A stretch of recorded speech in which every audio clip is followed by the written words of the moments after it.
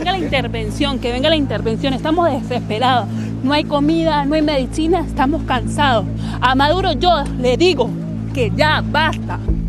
That's Sonia Ruiz. She's one of millions of Venezuelans fleeing economic collapse and oppression and crossing over here into Colombia.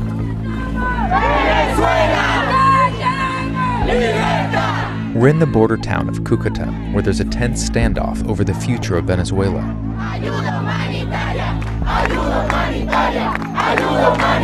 The anger is focused on humanitarian aid that the U.S. has sent and that Venezuela's president, Nicolás Maduro, refuses to accept.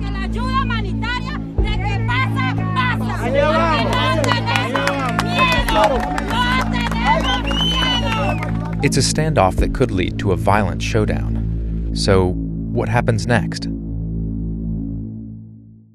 First, a quick recap. Tensions started to build in early February when convoys rushed U.S.-donated food supplies across Colombia to Venezuela, only to be blocked at the border. Maduro sent his troops to barricade the bridge and stop the aid from entering. Porque no somos mendigos de nadie. But Juan Guaidó, who in January declared himself Venezuela's rightful president, promised to get the aid through. Then, the United States backed Guaidó with more aid shipments, this time arriving on military planes. But the donated help is still stuck. It sits in a tightly guarded warehouse. ¿Dónde está la ayuda? La ayuda en ese allá. Ah, ok. Está por allá. Hola, buenas. Gracias. Beans, oil, pasta, diapers, all packaged and heavily branded by a country that has sanctioned Maduro's government. So in talking with people crossing the border, it's amazing how many people travel hours to cross the border just for toilet paper. And here's the thing. It's not that much aid, really. The basic foods here could feed maybe 100,000 people for one day. In a country of 30 million, it's a drop in a bucket. But it's enough to strike a nerve and fuel dissent. There is a real crisis in Venezuela.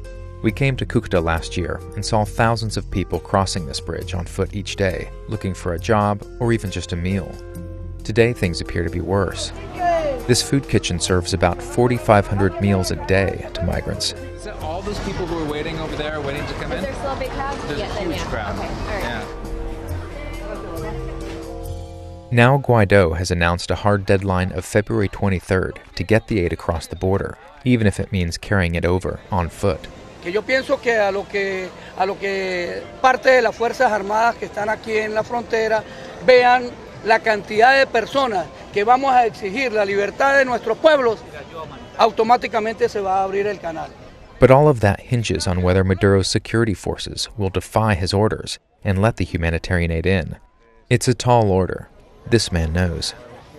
In January, Major Sergeant Harry Solano and dozens of his fellow officers revolted and declared their allegiance to Guaidó.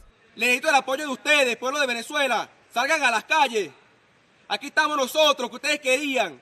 Ustedes pedían que saliéramos a las calles, que defendiéramos la Constitución. Aquí estamos. Aquí estamos. Aquí tenemos a la tropa. Their videos went viral, and Solano has been fleeing for his life ever since. We met him on his first day here in Cúcuta. Primeramente buscar protección. Ando indocumentado porque el régimen me quitó todo. Bueno, cuando me allanaron mi casa me quitaron toda la documentación, se me llevaron todo. A Venezuelan human rights group confirmed his case. En el caso del sargento de la Guardia Nacional Bolivariana, Harry Solano, 5 miembros de su familia fueron virtualmente secuestrados. It took Solano about 2 weeks to escape to Colombia, relying each step of the way, he said, on help from sympathetic soldiers. We sit with him in the lobby of the Casino Hotel Internacional. The hotel has become opposition central for mobilizing efforts to get the aid into Venezuela. ¿Por qué viniste a este hotel?